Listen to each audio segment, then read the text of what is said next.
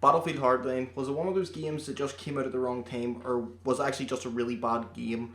Or was it just that the market was oversaturated with games that were similar theme to it? I'm going to discuss all of those here in this video.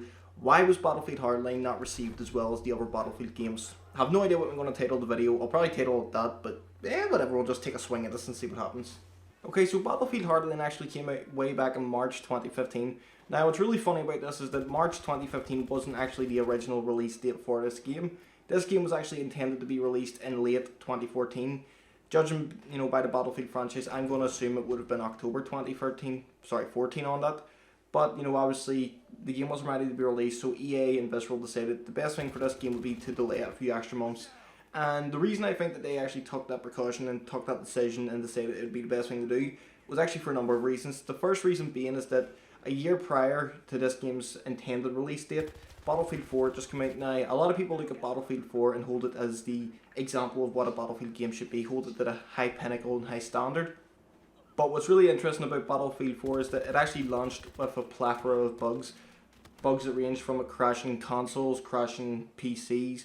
The games just constantly didn't want to work, and it really seemed like everything that DICE had tried to do with that game, the game just didn't want it to work and do those things that were intended for it. For instance, Siege of Shanghai, whenever the building collapsed, the whole system bricked effectively, so it did. Now, brick is a term that used pretty much means it freezes, so it does, but that's pretty much what Battlefield 4 was doing at launch. And EA at this point were probably thinking to themselves, well, we can't really do that with this game, because if this game comes out and has issues upon issues, then people, they'll probably lose a lot of faith with the Battlefield franchise. Now, you're probably thinking to yourself, well, EA clearly don't care about what state they release a game in, just look at Battlefield 2042. Yeah, I get that, but the problem with Battlefield Hardline is that it wasn't just following one per release in Battlefield 4, it was actually following 2 releases. Now, not necessarily a Battlefield game, but if we look at the release cycle, which was 2012, we'll have Medal of Honor Warfighter, a bad release, a game that wasn't finished, and a lot of people knew it wasn't finished. 2013, Battlefield 4 also wasn't finished, people knew it wasn't finished. If they had released Battlefield Hardline in 2014, unfinished, and people knowing it wasn't finished, that could have completely crashed their company. So, if you ask me, I think it makes complete sense that they decided this is the one that they're going to pump the brakes on. They're going to release a few months later, because it overall makes for a better package, and they know that their shareholders and everyone else involved with the company, it'll look a lot more positive for the company to actually have good word of mouth, good feedback, so they couldn't risk another bogey release, effectively is what happened here. And I really don't like talking about, other franchises when I'm making the title specifically on one franchise, which is of course Battlefield. But if we look at the Battlefield franchise as a whole, we obviously know that DICE are primarily the developers of the games. They're the ones that make the Battlefield games, and everyone knows whenever a new Battlefield game gets released, it's more than likely going to be DICE making them. Now, the problem is for Battlefield Hardline, it wasn't DICE making the games, it was actually Visceral Games making it. And I know a lot of people will say, well, DICE, had involvement. The DICE team that they actually had involved in this game was actually DICE Los Angeles, the company who 2 years prior had worked on Medal of Honor Warfighter. So to say a lot of people probably had doubts about the game was probably an understatement. There was probably a lot of people who, if you're in clue about the gaming industry, if you follow up the gaming industry, if you pretty much, do a bit of homework on the gaming industry, you'll know exactly DICE LA were the Medal of Honor guys. And of course we know Medal of Honor didn't exactly get the best reception upon release. Both games, the remake of 2010 and of course Medal of Honor Warfighter, weren't exactly received all that well. I personally liked them, just going to throw it out there, but I understand a lot of people didn't, and I can understand the reasons a lot of people didn't like those games.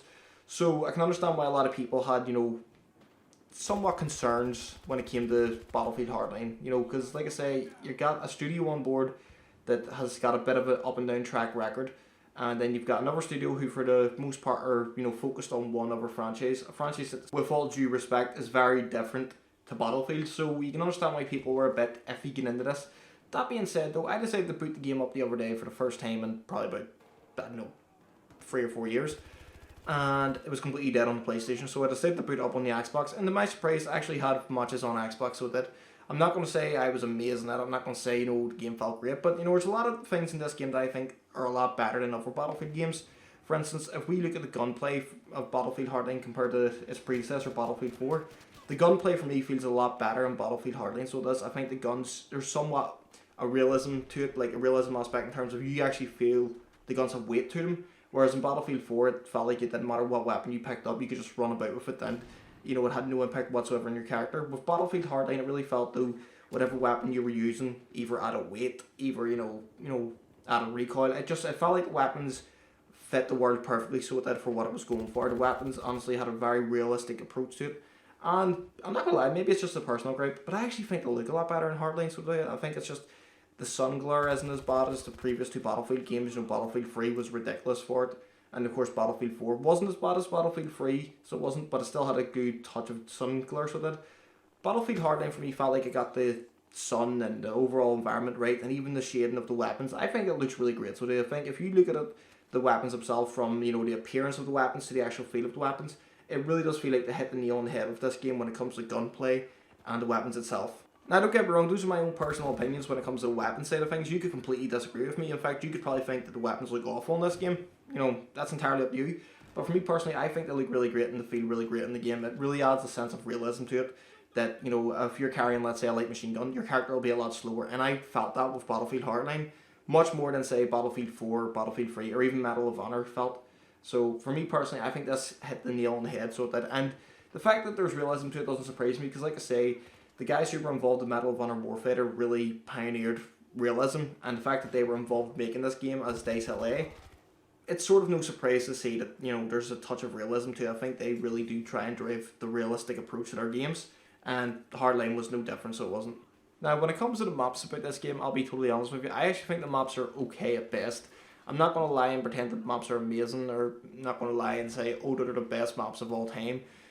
The maps are okay. I mean, they're not terrible, but they're definitely not as good as some of the other Battlefield maps. And even at that, if you look at the maps in the game, I don't think they have the big scale spectacle that maybe Battlefield 4 has. Again, touching on a map that I mentioned earlier in the video, Siege of Shanghai, for instance, it has that skyscraper collapsing, so it does if enough damage is done at some point in the map. Hardline, I didn't really get any maps that had that feel to it. There was no real, destructible environment to the level of Battlefield 4 in the map, so there wasn't. And again, whenever you see Frostbite is being used and you see it's, got DICE working on it, yes, again, DICE Los Angeles, but still it says DICE working on it, you expect some high scale of destruction, so it is. And for me personally, I just didn't get that with this game. Nevertheless, I mean, they did add a lot of cool features. For instance, the tornado coming into it. Now, I know it's not a tornado to the level of, say, 2042 where it takes you off the ground, but it did change the dynamic of the map to the point where you actually couldn't see other people, and it could make it a lot more tricky. And if you're using, say, maybe a thermal scope, you'll benefit from it. I don't know. But for the most part, I thought it was just meh maps at best, so I was not going to praise the maps for anything. They were just meh. Now, when it comes to the overall package of a game, I think you have to talk about the campaign. If a campaign's included with the game, you have to talk about it. The campaign of this Battlefield game was, of course, cops and robbers themed. They tried, making it a bit different to the previous games. And I've never played the campaign, so I can't really judge it. But my friend played the campaign, and he said it was a very, very good campaign. So that he really did enjoy it, and he constantly keeps telling me you have to play the campaign. So at some point in the next couple of weeks, I am going to play the campaign. I'm not going to lie. I'll probably do a small sort of review on it. So, well, because I think it's only fair, I'm not going to shit on the campaign if I haven't played it. I'm just going to go off what was said to me about the campaign, and my friend said it is an excellent campaign and you really will enjoy it. He said it's probably the best Battlefield campaign he's played, so he has. And I think that makes a lot of sense when you look at the fact that it's the developers of Dead Space. Now, there will be a lot of people who don't like the Dead Space franchise, and that's fair enough, that's entirely your opinion. But these guys were always very good when it came to the campaigns and stories of those games. So for me, on a personal level, I'm not surprised that it has actually a very good campaign. So I'm going to definitely play it at some point, I promise, and then I'll probably do a small sort of review on that, so well separate, because it's only fair to do a review of the campaign once I play it, and I haven't played it yet, so it makes little sense for me to do one now, so it does, without having any knowledge. But I can talk about the overall theme. So like I said, the theme was, of course, cops and robbers, and a lot of people were very iffy on this, let's be fair, because Battlefield, for the most part, is a world war sort of game. It's, large-scale warfare, and a lot of people were a bit turned off with the cops and robbers theme, to the point that a lot of people thought this game should have just been an expansion pack for Battlefield 4.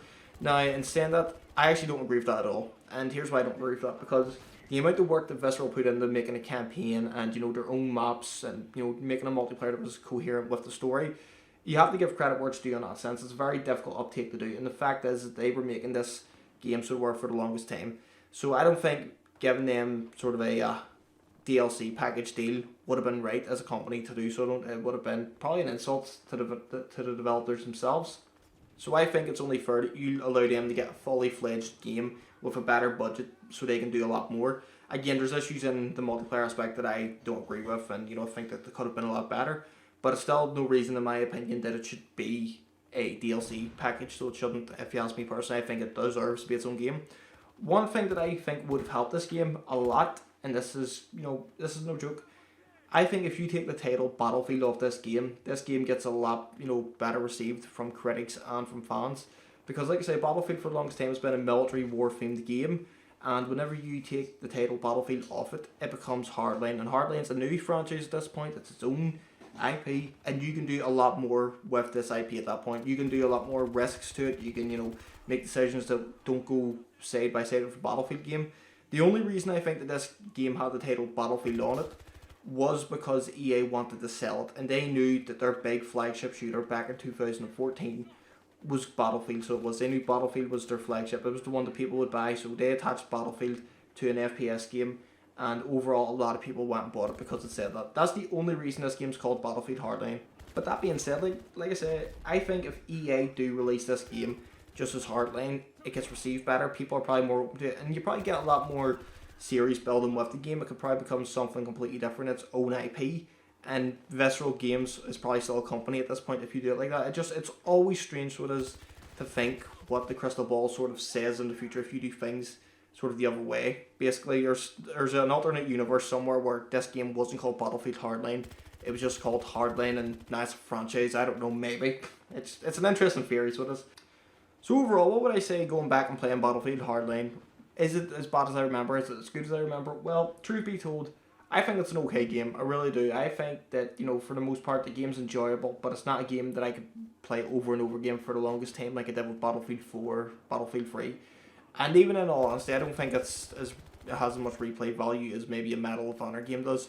And I know a lot of people will come at me and say, Medal of Honor's dead. A lot of people quickly quit that game. That game got no support. This game did. There's the difference. I think if Medal of Honor gets as much support as maybe this game did or other Battlefield games, people still play those games continuously today. And there is a small community that still plays the Medal of Honor games. But no, like I said, what would I honestly say about this game overall as a package? It's a nice 7.5 out of 10 game alone, so it is for the multiplayer package alone. The maps are okay, they're not the best, so they're not, I haven't played the campaign, so I can't talk about the campaign. The weapons feel great, so they do. And overall, I just, it's a fun game, so it is. It's not a game, like I say, you can play for a long time, but I think you'll get enjoyment out of it if you go back. Plus, with EA Play, you can get it for free, effectively, so yeah, if you want to check it out, go and check it out. But I've been Recurge, you've been you. Thanks for checking out the video, and yeah, hopefully you enjoyed this. Apologies for not making a video the last 2 weeks. I've been very busy, so I have doing other things, but yeah, thanks for checking out the video, guys. If you enjoyed it, please like, subscribe, and have a nice day. Peace.